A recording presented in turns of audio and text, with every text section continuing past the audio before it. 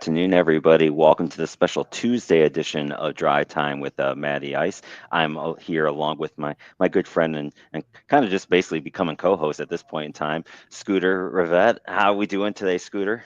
Folks, Maddie, I'm doing great. Great to be out here. Thank you very much. How are you? Yeah, I'm doing well on this fine Tuesday. Sorry, we moved the show a day. We're working on the basement, and whenever you have free labor, and when the free labor is available on a certain day, you go the day that the free labor is available, and that was available yesterday. So that's why we're here today on the special Tuesday edition Great. for Drive Time. So appreciate everyone that will be joining in with us here. I'm going to try to do something here real quick, but while I do that, we'll go ahead and get started here at the look in the rear view mirror. We'll start with a look at the week, some of the big events from the weekend. We had, well, this was technically not the NASCAR race, it's the Xfinity race, but one of the winners at Watkins Glen, Connor Zilisch, he won, and like everyone does in these races, they go to get out of the vehicle to do their big celebration, and I think his foot got caught in the net for the window, and he fell, basically landed right on his neck. Thankfully, he ended up with only a broken collarbone, and I say only a broken collarbone because the way he fell, it could have definitely been much worse for him. So we're very glad to hear that he's doing okay. But that sadly, when that's the headline from a weekend of racing, that the races themselves didn't generate that much excitement there. But glad to hear he's doing okay. Did you see it live, Scooter, or anything, or did you see it like everyone I else did on? not see it live. I didn't even see the NASCAR series race live. I was working part of the day on Sunday. But yeah, Connor, really good kid. He's 19 years old. He's a really good driver. He drives in both series. So he's in Xfinity and he's in the Cup Series. And he races for Trackhouse Racing.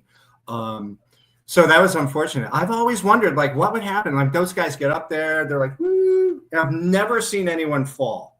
Right. But I was thinking that's got to happen at some point, and it did. And that guy's lucky he didn't break his neck.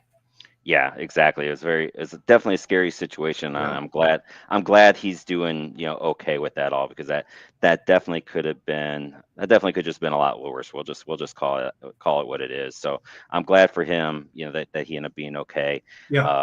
And otherwise it just would have been a scary situation, especially the way he fell. And you can always tell when it's bad when an incident like that happens and everyone just goes immediately quiet, and when everyone stops celebrating and the music stops and everyone gets quiet, that there's cause for concern, and that was definitely the case there. But thankfully he's doing okay. Big news out of the WNBA over the weekend. Asia Wilson from the Vegas team, the Vegas Aces, she becomes the first player to score a 30-20 double. So she's the first female to do the 30-20 double-double. 32 points, 20 rebounds, and Vegas's 94-86 win over the Connecticut Suns. So another hurdle is broken from on the female side of the game, which is good to see. She's one of the best all time, and I think there's other games where she probably could have done this, but she's always been a pretty good team player. But this time she went for it, and the coach was pretty happy with it. So it's pretty neat little story from that side of it. It's pretty cool. That's a nice actual story from the players, the action on the court, and it's nice to see. It's a good story. It's Yes. not like people getting shoved out of the way or whatever else has been going on recently in the WNBA, because it's become a circus, has it not? Well, it's interesting that you say that, Scooter, because that's a perfect segue, if you do say so myself, into what grinds my gears, and that is the other sad details of events going on at WNBA games. As it's now happened 3 different times where a certain sex toy has been tossed out onto the court. Apparently a crypto group claimed responsibility for the first time that this happened, saying that it was a token for something being launched. And look, I'm an old man. I'm still not into the cryptocurrency stuff or how any of that crap works. Don't really care how any of it works. But allegedly it was something to do while they're launching something, because they're going to be doing all these little gimmicks and stuff like that.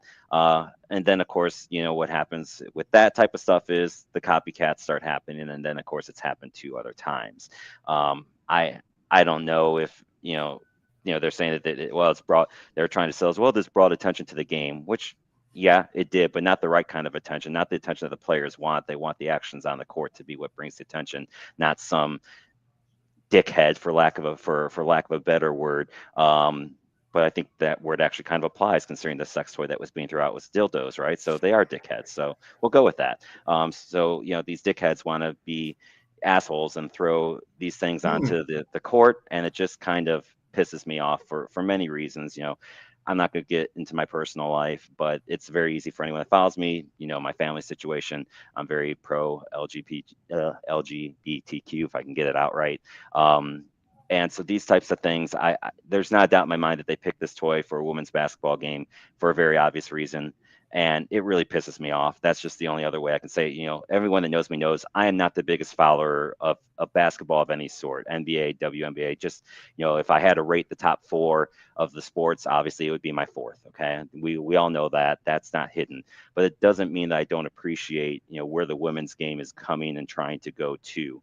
And these types of things are just childish. They don't help. It's probably men that are trying to, make up for what they lack inside their own pants. And then they're throwing them out there trying to be, these studs that they think that they are, and making a joke out of it because they think that probably every woman athlete is gay. And it just infuriates me and I hope that I don't know how you stop it at this point in time, because it's a very easy device to get in, no matter what type of security settings you have. If they're plastic, you can get it in. I don't know how they're going to be able to stop it. It seems like right now it hasn't happened in the last few days of games, which is good to see.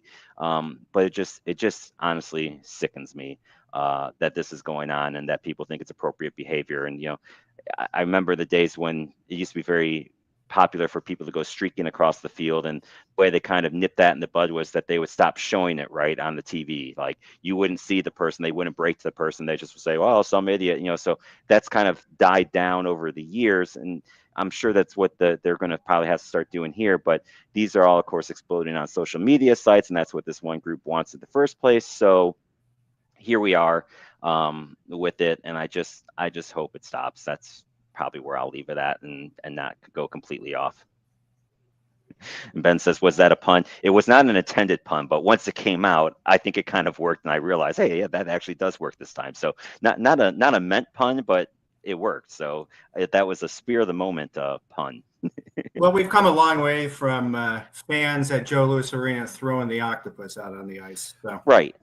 And don't get me, like, that type of stuff is, like, those things are normal. That's what you normally, like when you go to a game at Joe Louis Arena, or even that new, now granted, Detroit has made a playoffs in for a while and forever for them to have a need to throw an octopus on the ice. But like, those things are okay. Like, but that's not what this was about. We all know that's what this wasn't about. It's not, something that they do as a, they're just being a-holes. That's the only way I can put it. So if it was something like that, okay, fine. But you can tell by the way the ladies are reacting, the coaches are reacting. It's not something that they want to see happen on a regular basis. Plus, the whole fact, the bottom line is, it could hurt somebody with the way that these things get tossed out there, but that's a whole different story. So I'll leave it at that. I think that's probably where it is. If you have any comments you want to add on to it, you can throw them out there now, Scooter. I just think that next thing you know, they're throwing Magnum condoms on the NBA floor, so you don't know what's next. Yeah, if they start doing that, then fair game, right? Then But until then, if only Sean Kemp was still playing, it would work out probably more than right. Right. Then okay, then fair game. Now we can talk. But the fact that they chose the WNBA games and the device that they chose to throw out, like, that's not lost on me. Like, I get what you're going for there, and that's what really ticks me off. So but that's where I think I'll leave it at. So, because if not, I'll get into I'll just get going and then I won't stop. So with that, let's get into some baseball weekend updates real quick for some other good news. Cal Raleigh hits home run number 45. I think he did that Friday night. So he gets closer and closer to that magical number of 50, which is always looked at as the number, and, Grant, I know that people have hit more between, Bonds, Sosa, and McGuire, but 50 is still the number I think that people kind of look at. So you hit 50 home runs in a year, you've had yourself a hell of a year. He's clearly going to get to 50. I mean, we still got 40 some games left to go, but it's pretty good for a guy that I don't think I think people thought that he'd have a decent year this year. I don't know that anyone thought that he'd hit 40, 50 plus homers this year. So I'm glad to see see that go. Yeah, it's good to see, he's get a new superstar out there. Hopefully he can do this like for consecutive years. So, like, especially the name Cal Yeah, You know, what a name for baseball. That's like it perfect. is. It is And, a great baseball name. yeah, he is, and so you want him to hit 70 home runs with that name. But Yeah. but no, he's having a heck of a season. It's good to see, and you know, if you got him on fantasy baseball, good job. Showtime Sarah checking and saying, wait, it's not Raleigh. Shame. All right. The other big news from the weekend of baseball was the debut of the umpire Jen Powell. She did 3 games in the series between Atlanta and Miami. She had the doubleheader on Saturday, which she worked first and third base. No real issues there. Then she comes out for her first game behind the plate on Sunday, and I made a point to watch this because you know that the microscope was going to be on how she called the balls and strikes and how she carried herself through the game. And the game was a pretty easy game, I would say, to officiate, to call. There wasn't really much. Of course, the big highlight is, her first pitch was outside the box and she calls it a strike. But I get it. Her emotions are riled up. She's doing her first major league game. I think unless the ball was like above the player's head, she probably was going to call that first one a strike. And then when you look at how her zone is, from AAA, it kind of fit her pattern of allowing that outside strike on the right-hand side to be called a strike. A little bit more in on the lefty, she really didn't. So, and of course, people say, "Oh, it just shows it's another DIE hire," and all this BS that people love to do. I thought she did fine. She did a great job. I do think it's important, though, to point out that she was not the first one to try this. The pioneer was Pam Postema back in the late 1980s. She did work a couple spring training games, then got fired for no real reason that they could come up with. It's settled out of court by MLB. And then the second one was Ria Cortizio. She has worked games up till recently through 2007, worked AAA games, but never, worked some spring training, some futures games. And then she was let go for no real apparent reason. Jen has at least made her way through the AAA ranks. She's worked the AAA the last 2 years. She ended up with a 93% overall correct. So she finished, I think it was 13th out of the 15 umpires that day. So, was a great, looking at that side note, but giving the nerves of the situation and considering how many more terrible umpires there are out there, I hope she gets another shot. I think she deserves another shot. I think her demeanor during the game was great. You could tell that she wasn't scared of talking to the players. There was nothing there that anyone should have any worries about. So the question will be was this a one-off for Major League Baseball, or will she come back and do more games? And I hope it's the latter. I hope she gets a chance to come back and do more games. I think she deserved it.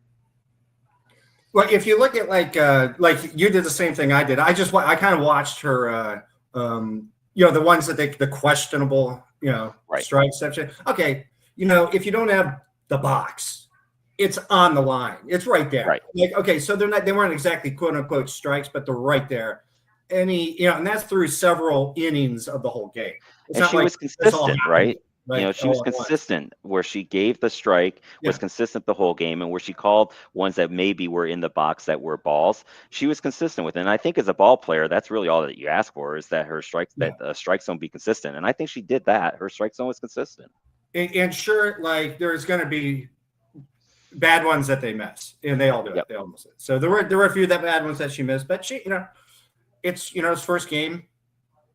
I thought it was fine, and is she still on that umpire team? Well, no, I think she was filling in for somebody because she went right back. She went right back to AAA this weekend. So she basically is one of these fill-ins that come in, from on the crews, because that's part of the problem is too, right? You've got 15 crews of 4, so there's only there's only so many chances she's going to probably have until and look, once you get that job, you're not retiring from it until you just can't do it anymore. I mean, you see some of the conditions that these umpires are in, and that they're not just going to give up that gig. So, but I hope if somebody else, steps away for a weekend or steps away because they've got a family commitment or stuff like that, I hope she's, gets another opportunity to do more this year. So, I mean, my guess is like next year, the year after, she'll get a full-time gig at one of the crews. But she's. I mean, there's probably not many women doing it. So, right. Good on her.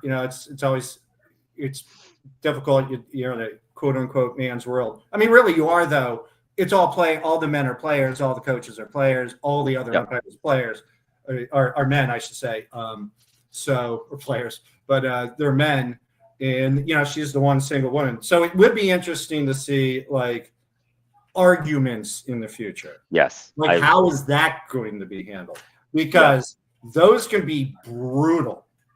And there was only one close one, and it was really weird because it's the Florida.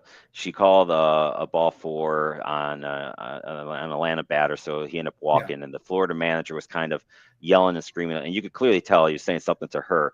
But when you see like the ball four was like 6 inches outside, like it wasn't even close. And so we're even and I was watching the Atlanta broadcast, and even they were kind of like, well, like we only know what he's really complain about because that one was clearly a ball. But that's kind of what I was saying earlier. That was the one, Yeah. So we'll see. Yeah, but you're right. It'll be interesting to see how she can handle herself, and the way that she handled herself in the 3 games, I think she'll be fine. Yeah. She definitely looked like she can do it. So that really just leaves the NHL. They've had a couple female officials work AHL games, but they've yet to have one in an NHL game. That's the last one left because the NFL clearly has female officials, and the NBA does now too. So the NHL is the last one to get there. I don't know if it'll happen this year or not. They've only got 3 or 4 at the AHL level. I think if it's going to happen, it'll probably be as a lines person first before, a referee. But a lot of times that's not, like you would know, that's normally how that would work anyways. You sort of build yourself up as to the game ref as opposed to just the linesman. Exactly. So we'll see if it happens there sometime soon. I'm sure that'll happen in the next few years. But you have the percentages there again, like you said. There's not many in the AHL, and that's where you're going to be bringing these referees and linemen up from. Exactly. Well, if you remember last week's show, we talked about Colorado having 30 wins. They still have 30 wins, ladies and gentlemen. They went over this season. So they did go over. Before we go more into Colorado, so I just got to point out this. Take notes from the PWHL. Yes, I mean the PWHL. All the officials in that league are female, so they do have an opportunity to work a pro women's league, which is awesome, and it's very cool to see. Similar to like the WNBA, and so. Well, that'll help more women get into the AHL. Yep. And hence into the NHL at some point. So that's if there's one of the many good things on like the women's sports out there is that's one of them. Yep. So back to Colorado. They went 0 this week. They're on a current 8-game losing streak. They still sit at 30 wins. Their win percentage is now down to .254. And ladies and gentlemen, what that means is that they are only on pace to win 11 more games this year, which gets them at 41, which means that they will tie the Chicago White Sox for the worst team ever. So last week they're on a pace where it looked like they might hit 44, 45, but right now we are right on pace for 41. In the role of being the worst team ever. And I'm rooting for you, Colorado. Keep on losing, baby. I mean, how many weeks do we have left in this season? What?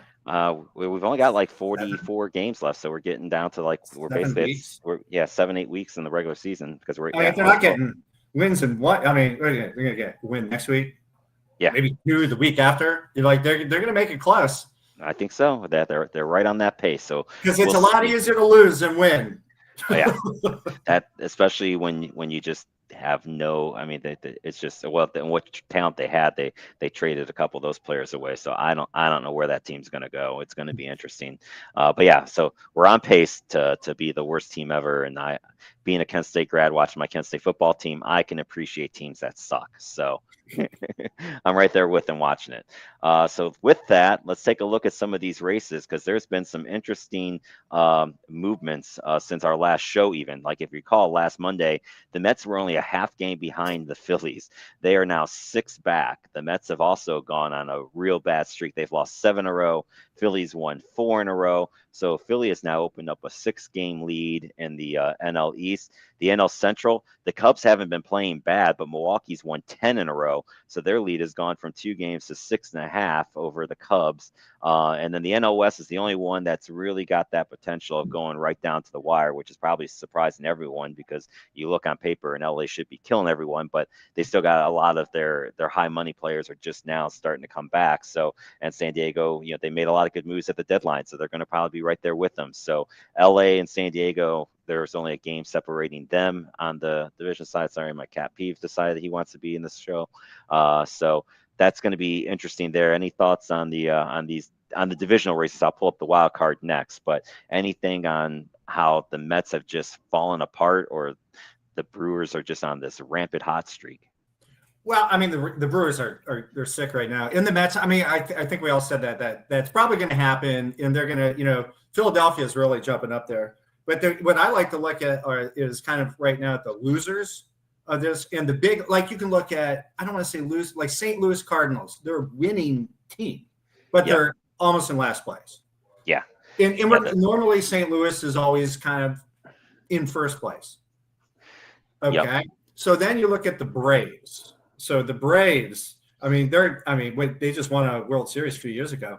They're 51-67. That's stink right now. The Nats can't buy a game, but they could be better than the Braves right now. And if I'm Brian Snitker, I don't think he gets fired this year, but he might. Boy, those Braves better be like 10-2 to begin next year. Yeah. I think he's going to have a very short leash next year. Yeah. Showtime Sarah brings up who's responsible for parts of the Mets losing streak. Well, that would be the Cleveland Guardians. They did sweep them. Yes, that is a correct point. They are having a nice little run. Then she knows Peeve and says, I'm eating spaghetti. For those of you that don't know, my cat Peeve, one of his favorite foods, which he has many, is spaghetti. So that's a little inside joke there of a cat that enjoys spaghetti.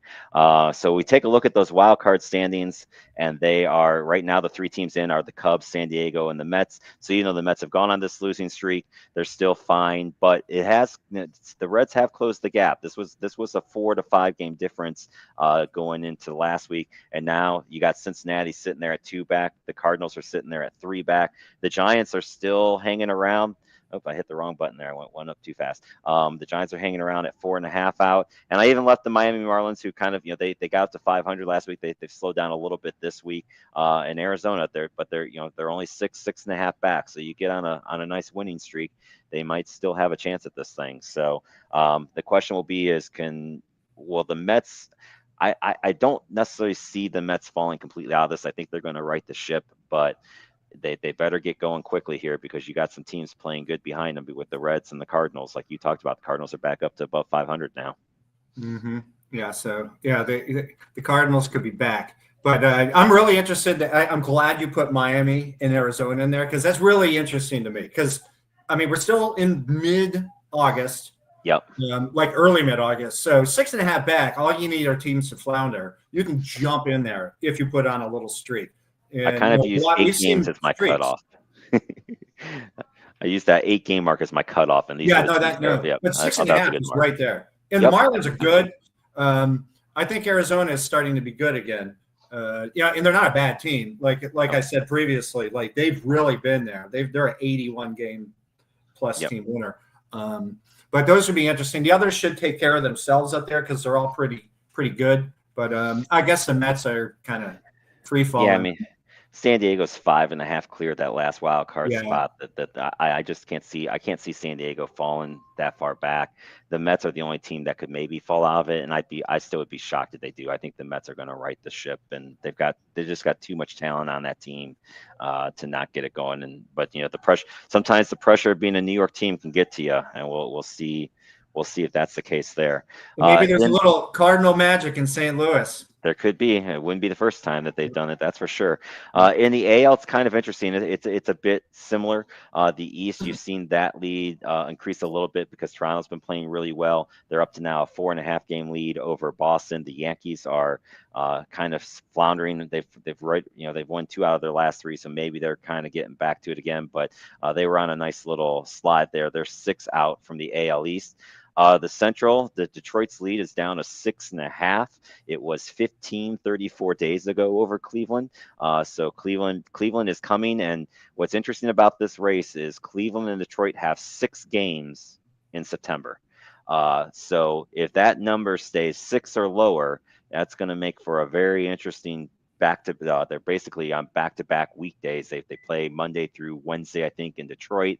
Then they've got a series off, and then they come back to Cleveland. So let's see if those 6 games mean anything in September, because if so, that could be a lot of fun between those 2 cities. The Houston, Seattle, it's just I think this is going to be a battle all the way to the end. Houston's playing good ball. Seattle's playing good ball. Houston's clinging to a 1 game lead right now. I think both of those teams will clearly get into the playoffs. It's just going to be a question of who's the wild card and who wins it. Yeah, I mean, if you're Houston, you're definitely looking over your shoulder. You're scared beyond belief, and they better hit the gas on that one. Now, Detroit's got a nice little lead, and Toronto has a little less of a good lead, but I mean, there's a possibility that all three of these division leaders could be totally turned around in 30 days from today. Yeah, I think I think more maybe in the Central just because they play each other a lot. I have to look. I didn't look to see how often Toronto and Boston or the Yankees have series with each other's left, Mm-hmm. because that's when you can really have the, if Cleveland goes out and wins 5 out of 6 from there, then that's going to be that's where the time can be really made up. Wasn't there a game like a week or two ago where Houston was ironically accusing another team of using science? Yes, it was against Boston, or where that happened, and yes, I Oh, thought the gee, same. who's Boston's manager? Was he suspended? It was one Alex Cora who was part of that team. Yes. So yeah, I found that to be kind of rich and ironic in so many ways. So we look at the wild card race in the AL, and this is really shaping up to be fun too. Right now, Seattle, Boston are both clear. The Yankees are in that third spot. The Guardians are only a game behind them, but if you look closely at it, they are even in the loss column. Cleveland has the 2 games in hand, which the old saying goes, games in hand are only good if you win them. So we'll see how that plays out for Cleveland, but they're even in the loss column. Texas is 3 back in the loss column, 2.5 back overall. And just like in the other one, the other 4 teams, I'd be surprised if they make a run, but Kansas City's only 4 back. Tampa Bay is only 5.5. The Angels and Twins are still technically in it at 6 and 6.5 back. But we'll see how that plays out. I think this is really a 3-team race between whoever's in that third wild card spot. Cleveland and Texas, I think, it's going to be one of those 3 that get in, I think.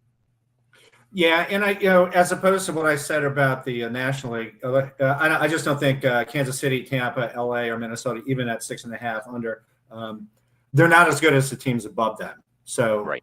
I don't see those guys making runs at it, but like Texas, totally, Cleveland, totally. But this is going to be an interesting race to the finish. Yeah, and me being a Guards fan, I secretly hope it's us that gets in, and I would love nothing better than for it to be the Yankees that we knock out. That would just be fun to me. But we'll see. I don't trust the Red Sox yet either, so we'll see if they can continue where they're at or not. The Yankees got Judge back. I think that obviously makes a big difference for them as far as their offense goes, and it's just a question of can the relief pitchers figure it out, because it's one thing to get traded, it's another thing to get traded to the Yankees, and it's a whole other thing to have to be out there in a pressure situation in Yankee Stadium and things start going wrong on you.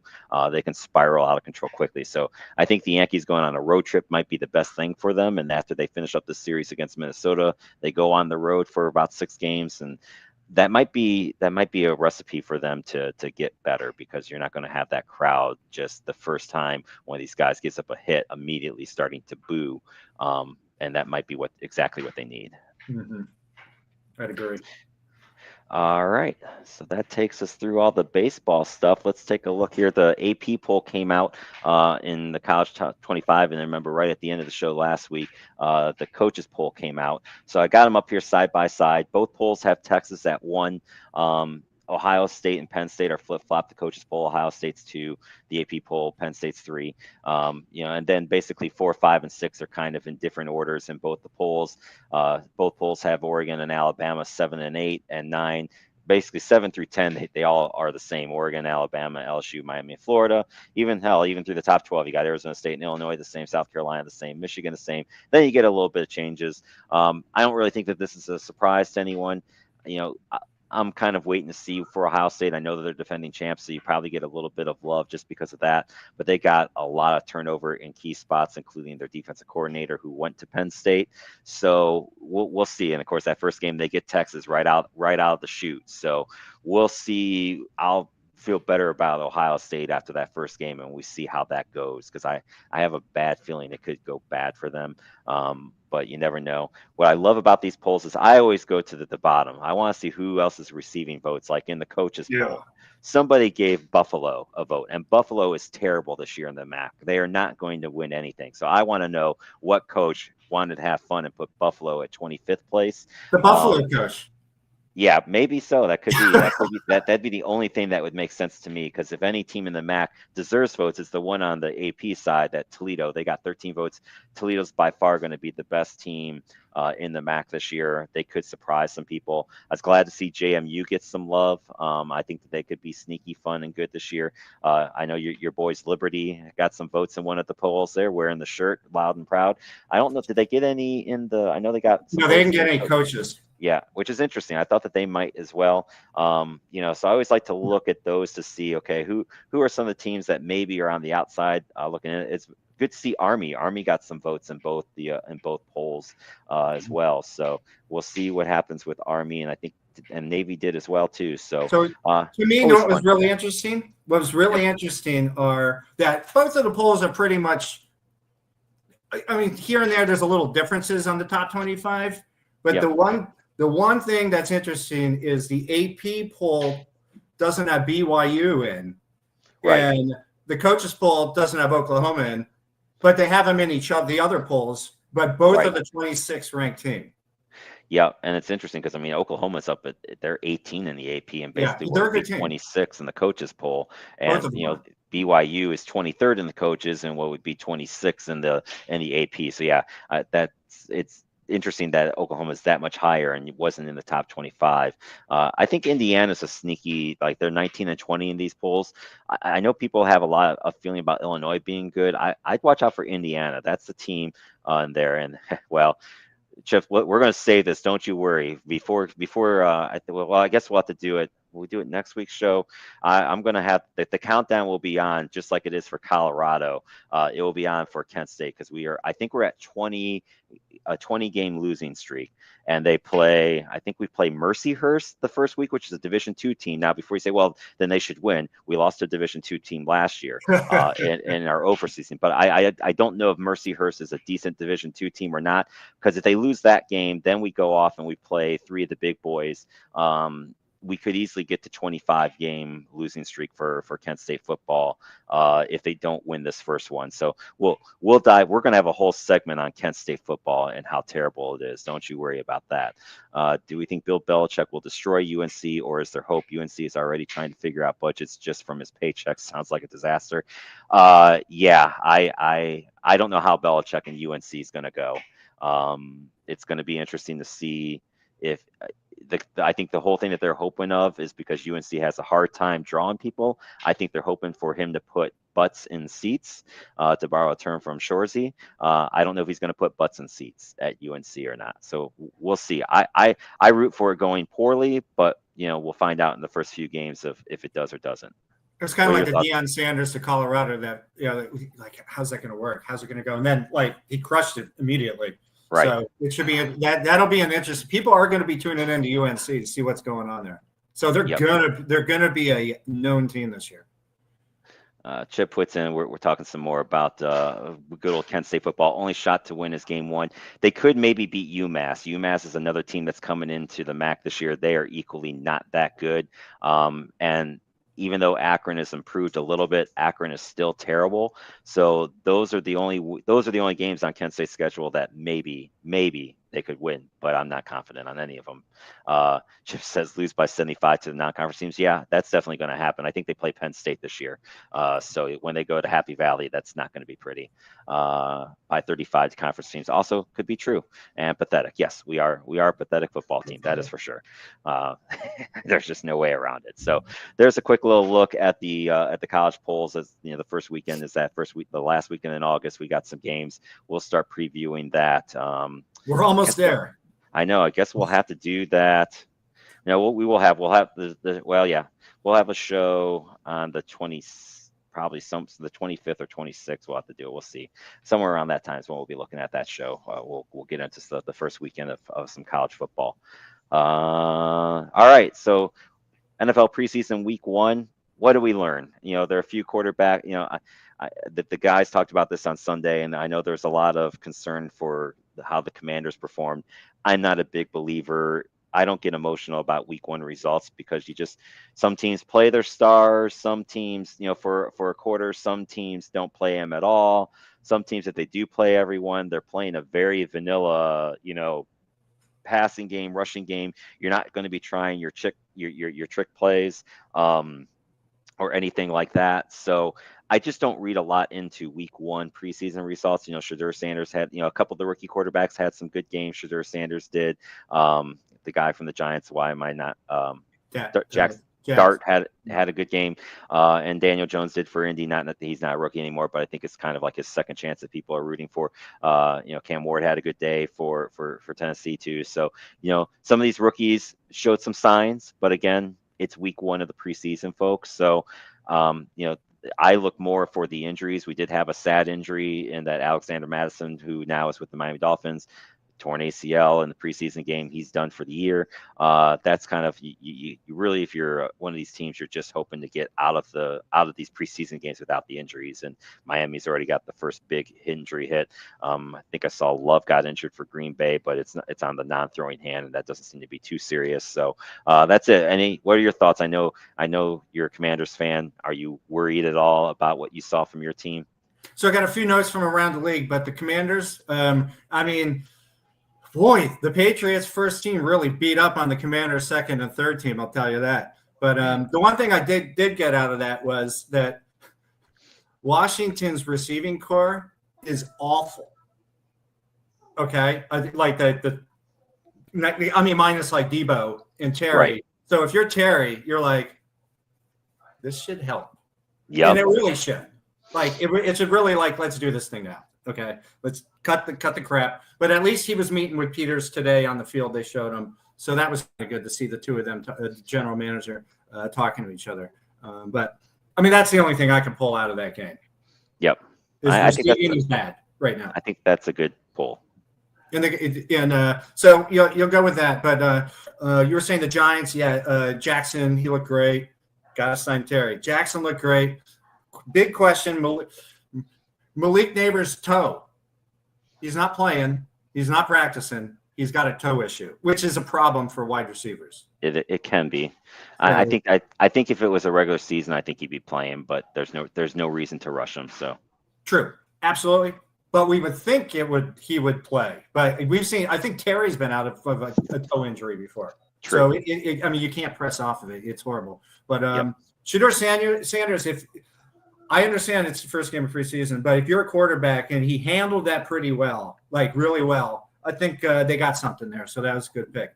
The Browns, they better watch out their speeding because Myles Garrett was cited again for something idiotic, 100 miles per hour in a 60. Can these guys, I mean, the NFL's got to start like suspending people for this.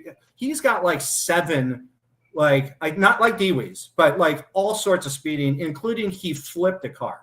Yeah. So, I mean, they got to do something about this. They just can't have this. Like, it's one thing, DUI. Yeah, I get it. Like, you suspend people. And okay, they're speeding. Okay, when you do it enough, you're going to kill people. And what's his face from the Raiders? He wasn't even drunk. And maybe he was drunk a little bit. Nonetheless, he was going 120 miles per hour. Yeah, and he's going to have to live with that for the rest of his life. Right. But you saw the Colts, the quarterback, you mentioned that. That's going to be a nice little battle going there. The Saints quarterback battle, Rattler Show and Hayner, who knows? I got my eyes on Rattler. I think he's pretty good. He's like the poor man's Patrick Mahomes. Looks a lot like him, but he's not there yet. But he's, it'll be interesting. Okay. The Steelers have a problem. Cam Hayward's, he's got a hold in. So there's just more issues for that team. And, Rodgers was practicing with a possible leg injury. Jordan Love's not going to play the rest of the preseason or practice because he has I think it's a thumb procedure surgery. So those are the notes I got out of the first week.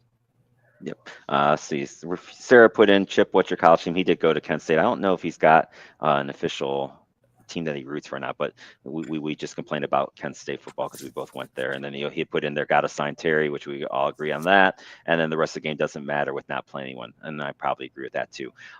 There had been a note that Adam Schefter had reported, but it appears from looking at some other stuff that I just looked at now that appears not to be correct about if Odell Beckham is actually retiring or not. So Adam Schefter had put out there that he was retiring, but then immediately afterwards, Odell Beckham came out and now said, "No, I'm not." So he's not signed yet, but he's not officially retiring yet. But I was getting ready to give Odell some love, but we'll have to wait until he, I guess, officially. I think we should give him a little love.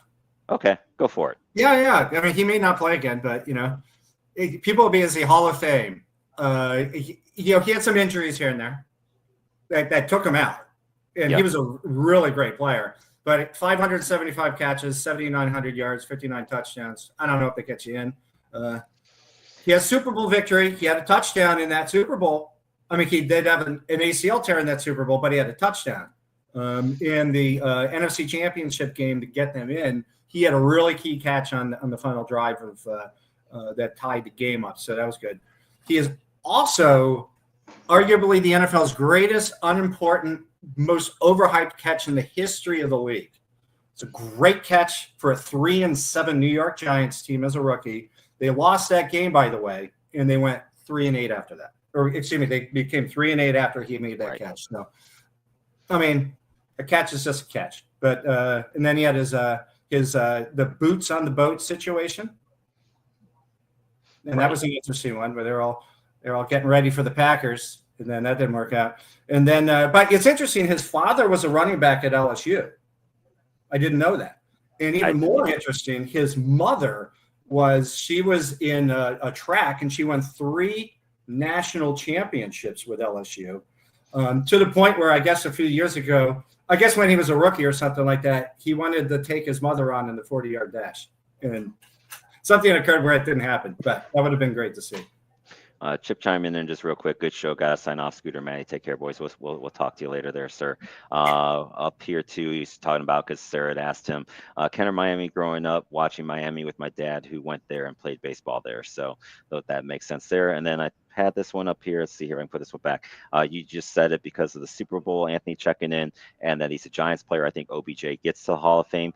Yeah, I mean, if that's going to get him in, it's going to be because of that. But there's a lot of receivers with similar numbers of his that aren't in. And I think then you're going to have a big case of, okay, well, if OBJ gets in, then you got to let in like a Hines Ward. You got to let in some of these other guys too. So Gary Clark, better numbers.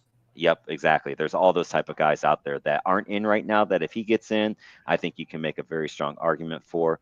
Anthony also saying, I'm saying this and I'm sticking to it, that I think within the next 2 or 3 seasons, the NFL eliminates the preseason completely and transitions to having more joint practices throughout training camp.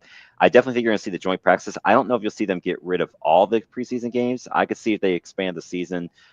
I still think they're going to have 1 or 2, because I think where the preseason games come in handy is for these roster spots, the last 5 roster spots, the guys that make your special teams.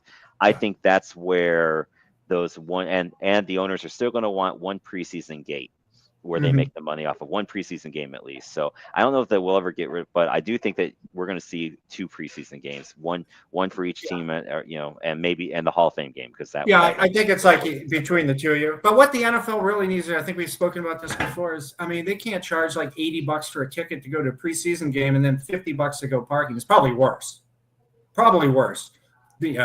To see a bunch of guys who aren't going to play in the NFL. I mean, it's ridiculous. Right. You charge whatever you do for food, and the $15 beers, who cares, right? But if you want people in there, you can make it real cheap. You can get kids coming in, and now you have future people that are going to buy your product. They want $60 for the Hall of Fame game, and nobody plays in the Hall of Fame game. Like they don't. Nobody plays in it. It's crazy. The Hall of Fame game I can kind of get, because it's, there's something about it. It's a little different than like Saturday afternoon at FedEx Field, the Atlanta Falcons take on the Washington Commanders. No one cares. Yep. Exactly. One more here from Anthony, the other way around with the Hall of Fame for the Dolphins, because we haven't won a Super Bowl since the 70s. They hold it against the players who have a limited amount of players in the Hall of Fame. Yeah, I mean, you're probably right on that with some of them. I can think of a few. I mean, other than the one exception, obviously, is Dan Marino, who got in and should be in because he's one of the greatest quarterbacks ever, just didn't win a Super Bowl. So with that, let's talk about some quarterbacks. I think that's a great segue as we will go into our fantasy football drive-through. So we're going to do this just like we did last time. We'll give our top 5 quarterbacks. We'll give our 3 sleepers, and then we'll give a couple that we're just avoiding for whatever reason. So let's go ahead. We'll start backwards again. Who's your number 5 quarterback, Scott? Patrick Mahomes. Patrick Mahomes. Okay. Still Patrick Mahomes. So my number 5 is Lamar Jackson. just because Baltimore, he is a fantasy quarterback. With the rushing yards, you love those. He gets some rushing touchdowns too. So he's my number 5 as far as and again, remember, this is just, we're talking purely fantasy football stats Mhm. in a traditional PPR type league with these things. Who's your number 4? Jalen Hurts, he runs, he passes. I mean, he runs 1 yard touchdowns, but he gets like 12 of them. So, and then, he's a really good quarterback. People don't give him enough credit for how good and accurate he is. And he pinpoints that sucker down. He's got A.J. Brown, the rest of that gang, Big Gang Green. And yeah, he's really good. Okay, you might hear that name from me a little bit later. My number 4 is Jared Goff with Detroit, just because he has so many weapons, and he has a coach that is not afraid to throw a 2 yard touchdown, to throw the ball on the 2 yard line. So I think he's going to get those opportunities. Now, it will be interesting to see with the new offensive coordinator how that changes, but I don't think it's going to be much of a change, because ultimately it's Dan Campbell that calls the stuff on the goal line. So I think it's still going to be that type of an offense. So he's my number 4. Who you got at number 3? Josh Allen. He's Josh Allen, and he's got every year he just seems to get a little better. He can run. I hope he doesn't take as many hits like Cam Newton used to take those hits, but he can run, he can pass. He's got really great offensive line. He's got really good receivers, I think, and it's just Josh Allen. I also have Josh Allen at number 3. He also is a big believer, or their offense is a big believer in the tush push down at the goal line. They use it quite a bit too, not quite as much as in Philly, but he does get a lot of those type of touchdowns, and for that reason, and with the weapons he has, I think he's a solid top 5 quarterback in this year. So he's my number 3. So who do you got at number 2? Joe Burrow. So he's really good, accurate. He's got everything going on, and then he's got an unbelievable set of receivers. So agree. So much so he might be a name that comes up later for me. Now, my number 2 is Jalen Hurts, and the reason being is because of the tush push. He is a great fantasy quarterback to have, because, like you said, he's got 2 great receivers for that side of it. But that if that ball gets stalled at the 1 yard line, there's a better chance of him getting the carry than Saquon Barkley. So with that reason, he's my number 2 quarterback, because he can steal you 1 or 2 touchdowns a game just off the tush push alone. And so for that reason, he's my number 2. So who's your number 1?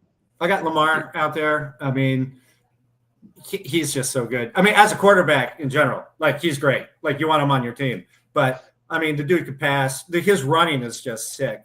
And he'll get a 90-yard touchdown run, that kind of stuff like that. Then he'll get a 60-yard touchdown run. And I think that when you got Travis Henry in the middle there, and he's got better receivers this year. So I think that's going to open it up even more for his passing game.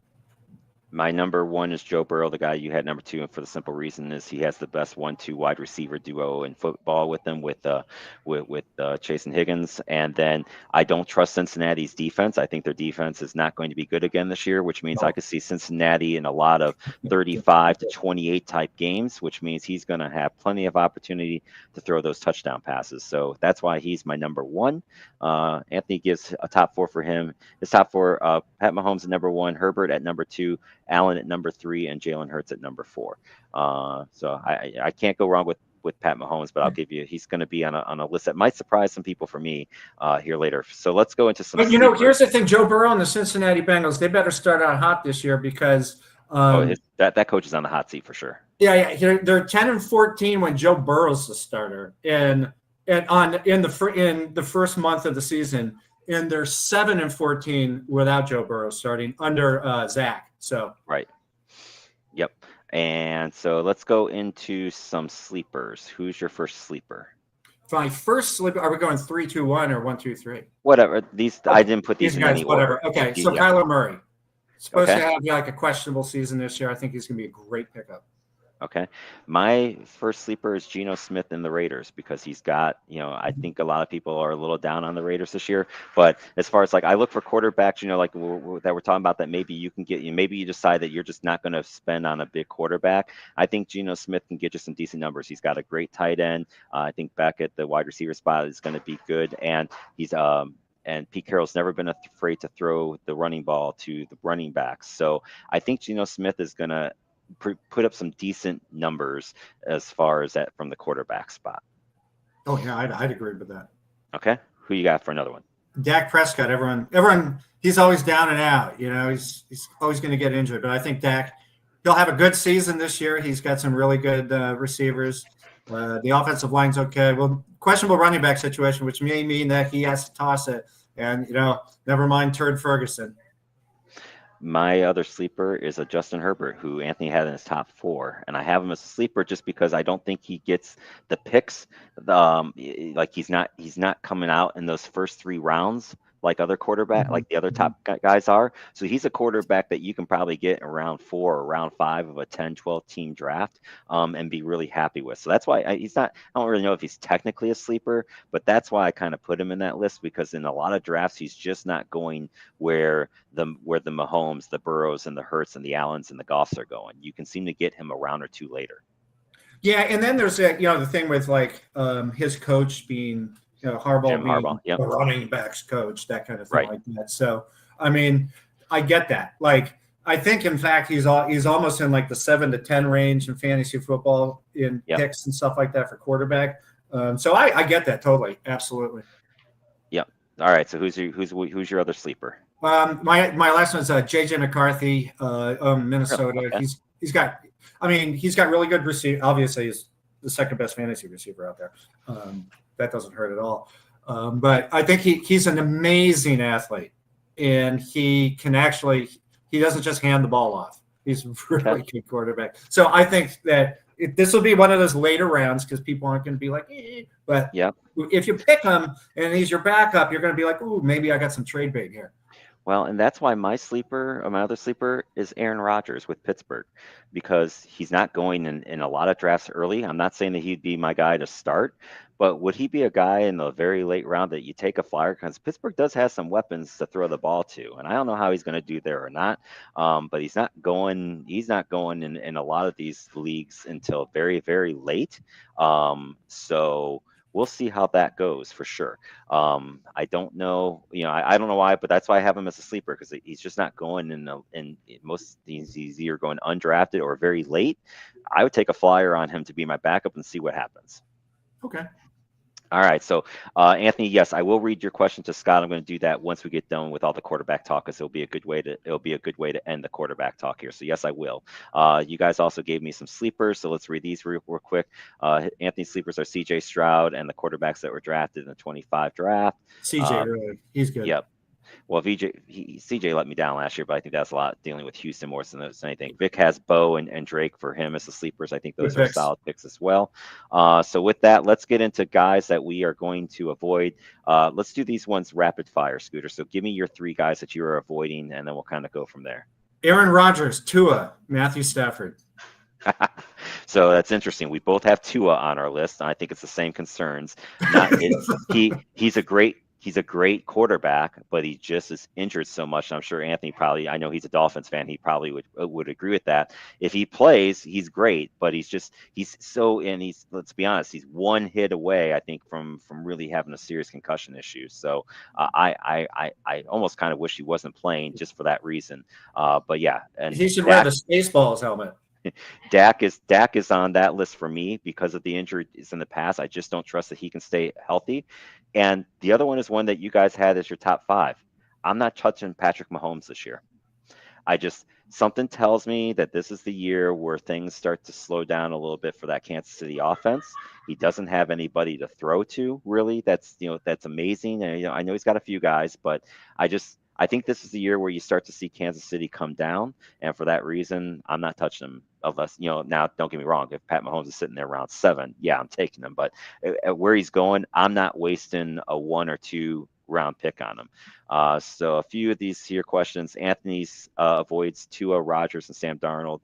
Showtime says that this was like 10 years ago. I think Pittsburgh would be great with their roster, kind of similar to hockey. Yeah, agree. He also says you don't have to say anything. I'm a Dolphins fan. So I'm getting sick and tired of this kid with his injuries. Yeah, I mean, and you feel bad because a lot of his injuries are because he's trying almost too hard. I think he tries to make a play and just takes some. Similar to Anthony Richardson with Indy, he can't avoid the contact. So this was the question. Let me find it here. Here it is. He wanted me to ask you, He's heard, some people say that Dan Marino doesn't deserve to be in the Super Bowl because he didn't win, or he doesn't deserve to be in the Hall of Fame because he didn't win a Super Bowl. Are you of that mindset, Scooter, or are you the mindset of course he I mean, deserves to be? that would, if someone said that to me, that would make me drink. And I do Yeah. drink already. Okay, I mean that's ridiculous. I went to I saw Dan Marino live a few times, and I mean, just by watching, I mean, minus the fact he was kidnapped once and almost missed an entire Super Bowl. But Dan Marino had the greatest, quickest rifle arm you'll ever see, and he didn't have to move much around, of course, because he had Dwight Stevenson in that huge, immense offensive line. He had some great receivers with him. Didn't have a lot of great running backs, but that wasn't their thing. He's a Hall of. I mean, I just wish they worked a little more. Don Shula worked a little more on that defense and maybe got him another running back. Agree. Yeah, we're on the same page there. He's a Hall of Famer. Period. I mean, first ballot. Anyone that says that against them, you should get Yep. your Hall of Fame credentials revoked. Yep, I'm in agreement with you.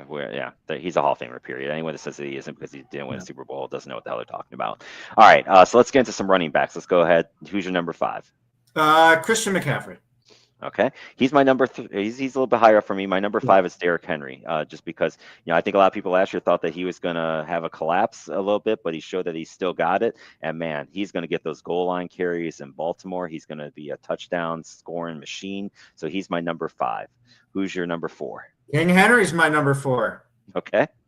My number 4 might surprise people because I think he's a lot higher up, and it's nothing against the kid. I just don't trust the team that he's on, and it's Bijan Robinson from Atlanta. I love him. I think he could put up some big numbers. My only fear for him is I just don't trust Atlanta's offense, and my fear is going to be that they're going to be behind in a lot of situations, and I just don't know if that's going to help them.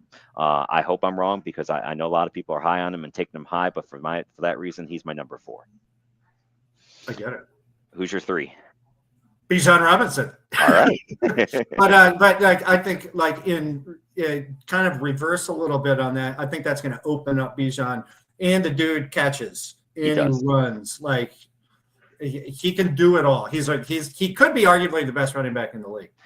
He could have a lot of games where he only has 30 or 40 rushing yards, but he gets you a lot of points because he has 5 receptions for 65 yards. Right, and I think that what you're saying is, like, he'll get 30 yards rushing because they're down by 27 points.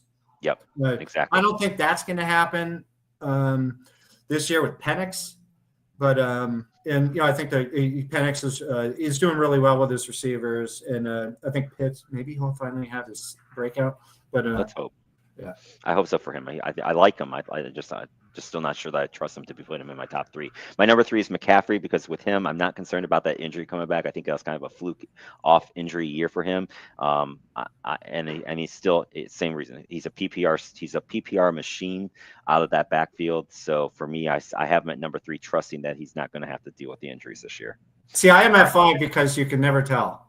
It's at the valid point. I remember I had the first pick in a draft once. I picked him, and I think he played like 2 games. Yep. Well, I had in the Sideline Junkies League, I had the second pick, and McCaffrey went 1. And if I was 1, I would have picked him. I'm so glad And you would have picked him 1. Yeah, would have absolutely 100% last year. All right, so my number. Let's see. So that's 3. So who's your number 2? Jahmyr Gibbs, Detroit. We're in agreement. Yeah, he's really good. I think our 2 and 1 are. I'm pretty sure our 2 and 1 then are the same. I'm assuming your number 1 has to be Saquon. Yeah, he does backflips and stuff like that. I don't know. He's pretty good. He gets 300 yards rushing a game. Fantasy wise, those are definitely the 1 and 2. Like there's no doubt about it. So all right, let's get into some sleepers. Who are your sleepers? These ones would just do in any order. Okay, you want me to just all 3 of them, or? Yeah, let's go rapid fire for these since we're Bucky Irving, James Cook, Kenneth Walker Jr. Okay, interesting because I don't have those as sleepers. I have them kind of like in that 6 through 10. My sleepers are Chuba Hubbard in Carolina because he came on late last year and he's gonna get the rock. Amarian Hampton and for the Chargers because similar to Genty, for the Raiders who is, I think Genty would probably be in my 6 through 10 as well. So he's going early. Hampton seems to be sliding later in some of these mock drafts, so that's why I have him as a sleeper. And then my other one is Trayvon Henderson in New England. I know that they took the kid from Ohio State, but he's going to get the ball. It's not Belichick's offense anymore. They actually run the ball in New England. He's going to get his fit. He's going to get his touches. So I think that's why I have those three kind of. I'm looking for those guys that you can get later in rounds that I think would be a quality pick if you can get them late. All right. The reason I give these three guys picks is because each of them, there's something going on here. So Bucky Irving, he's kind of, I mean, he had a really good season last year. He's kind of an unknown. People are like, oh, Rashard White. It's like, okay, whatever. Right. But people are going to look at that and be like, oh, he's going to lose all these carries. James Cook, he's having an issue right now with showing up at practice. Right. I mean, maybe he's finally there, kind of. But and Kenneth Walker Jr., people are, his season could have been better last year, and it really should have been better. And then I think there's going to be a lot of question marks because there's no Geno. It's a little different offense. They don't have Metcalf anymore. So he's going to get the carries, that's for sure. Mm-hmm. And I had him in a league last year, and he had an amazing year for me, other than when he was hurt. So Vic's sleepers are Bucky, Hampton, and Chuba. So we're kind of on the same page there. All right, so who are your guys that you're avoiding? Tony Pollard, Joe Mixon, Devon Achane. Okay, we're close on. I also have Mixon. I just don't. He's already hurt. You got Nick Chubb in that backfield now, so even if he is healthy, I think Chubb is going to get some carries. I've got Kamara on that list because Father Time catches up with everybody, and I know that probably hurts Vic because Vic, and who's in our league, has had Kamara for quite some time now. I think Father Time is catching up with him, and that I just don't trust that offense at all. I don't know what that offense is going to be this year. My other one is Jonathan Taylor, amazing running back. Can't stay healthy, just can't stay healthy enough. So he's also on my. I'm not taking him because I can't trust that you're going to have him for hell even 13, 14 games. For that reason, I almost put him as a sleeper because I think he will. And then they'll probably Joe Flacco will probably be the quarterback anyway. So he's actually right now he's the starting quarterback. Or what am I talking about? Sorry, I'm thinking of Flacco. You're thinking of CJ. Yeah. I'm thinking of what's his face, Daniel Jones. Yes, you're thinking Daniel Jones. Yeah, so I think Daniel Jones will get the guy. He'll be the guy.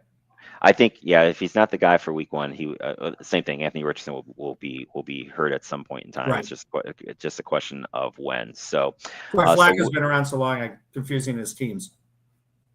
Well, he's 40 years old. That's understandable. So, all right. So what we're going to do next, this is going to be a preview for next week's show. We're going to do a mock draft for our fantasy drive through next week. And what's going to be is I have a 12 team. I got 10 that were lined up ready to go. And I wanted to do this live so that way everyone can see the draft. Or what we're going to do is we're going to do a 6-round mock draft next week on next Monday's show. Forever who can be on, they'll make their pick live, but we're going to do the draft up ahead so that way I can get the graphics and stuff all loaded up and ready to go and have it look nice like when we did the mock draft before. But we got 10 people that are participating in it. So I'm going to bring up here, and hopefully here, this will show up here. Let's see here. There it is. All right. So this is our draft wheel, and this is going to be how we determine the draft order for that mock draft. We will spin it, and the first pick will go to. Now you saw this. See, you saw I spun the wheel. You have a chance. No, I'll give it to you. I mean, that's why I did this live on the show, because I didn't want to have anyone say anything. Oh yeah, sure, you get the number one pick. I actually didn't want the number one pick, if I'm being honest with you, because we're going to do the snake style. Dusty gets the number 2 pick. That would have really looked bad if the both of us got the first pick. I know, I would have been equally bad. All right, so we will do, like I said, we'll do a snakes. Whoever has the first pick, you're picking last in round 2 for all 6 rounds. Alex, who helped out in our other mock draft and has done some other stuff with me, he will be picking 3rd. Dusty did some of the picks in our mock draft from earlier this year as well. I'm a big GNR fan too. So. I think you're picking 4th, Scoot. You're picking 4th. Yes.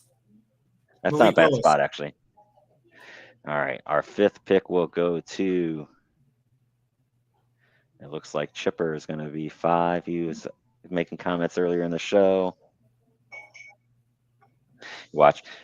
Poor KG's going to end up with the last pick, and he's going to blame me for it somehow. Even though you've seen, like, I'm just spinning a wheel. I have no control over what this thing does.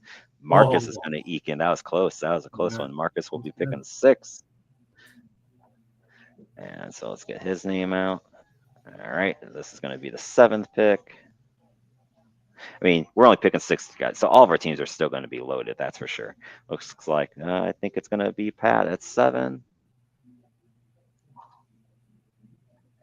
The 8th pick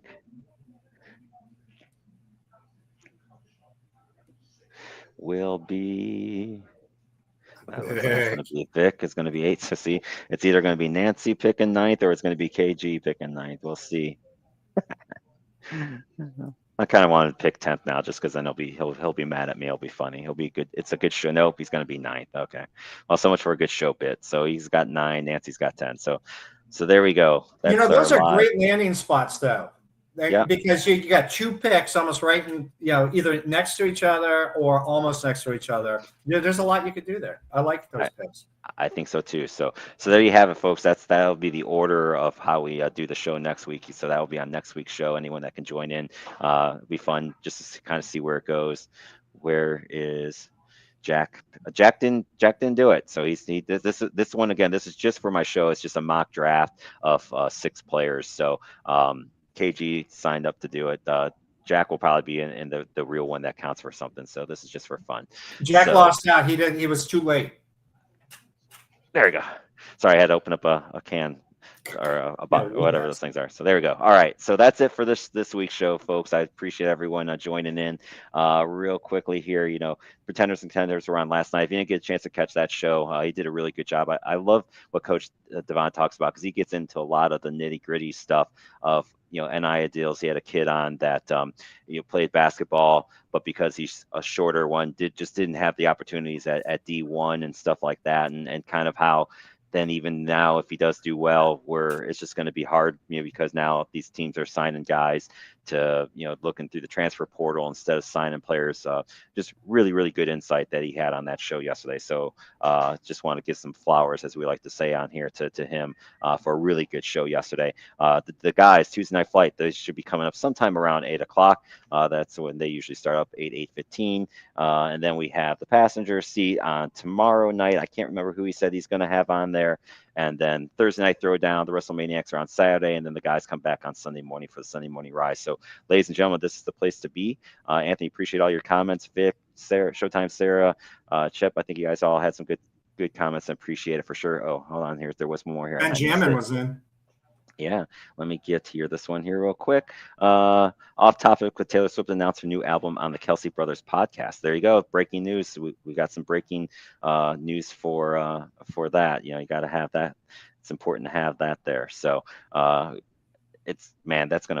probably upset all the non Swifties, right? So I'm in favor of that, having a little fun with that. So there you go. Any last second thoughts there, Scooter, before we sign off here? Yeah, real quick, we're going to circle back to NASCAR. The NASCAR, the Cup Series, yesterday was the same road course up at Watkins Glen, New York, where Connor Zilic got injured falling. But Shane Van Ginsberger, otherwise known as SVG, the 36-year-old rookie from Auckland, New Zealand, had his 4th win this year. He's won all 4 road races in NASCAR. So good job on that. He's definitely the rookie of the year, and we'll see what goes on in the playoffs. What are the 4? It's Watkins Glen. It's Watkins Glen, Sonoma, right? What's it called? Right, Road Course of America, Track of America in Chicagoland. Chicago. Okay. They drove around Chicago. When they They're changing it up to somewhere. I forget where. Coming up soon. Gotcha. Okay. Well, very cool. Good stuff. So appreciate all that stuff. I don't really have anything other than go Guards. They tip the first pitches against the Marlins. So big series between 2 teams fighting for a spot. Start up here tomorrow night. Saturday is they have a nice little day for Tom Hamilton. He's got his own bobblehead, and then they're gonna embarrass him a little bit before the game. So be good to see that for Hammy, for those that love the Hammy calls like I do. So I think that's it, guys. So make sure you hug your loved ones, tell them that you love them, because tomorrow's not guaranteed. But if you are here, hopefully we'll be here with us, and we will see you next Monday for our live mock draft. Until then, everyone, take care. The guys will be coming up later tonight. See you, everybody. There you go.